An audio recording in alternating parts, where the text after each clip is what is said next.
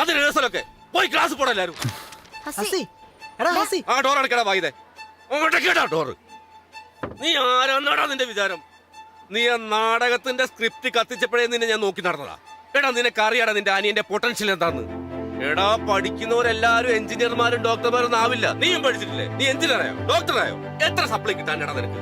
എടാ ഇങ്ങനെ തന്നെയാ MTയും പത്മനാഭനൊക്കെ ഉണ്ടാവുന്നത്. അല്ലാതെ ഒരു ദിവസം ആകാശത്ത് പൊട്ടി മുളിക്കുന്നൊന്നല്ല. അതുകൊണ്ട് മോൻ ചെന്നേ ആ സപ്ലൈ എഴുതിയെടുക്കാൻ നോക്കിട്ടോ. ഇവിടെ പഠിപ്പിക്കാനും നോക്കാനൊക്കെ ഞങ്ങളുണ്ട്. എന്നാ പിന്നെ മോൻ ചെല്ല്. ചെല്ലടാ. പഠിപ്പിക്കാൻ വന്നിരിക്കും.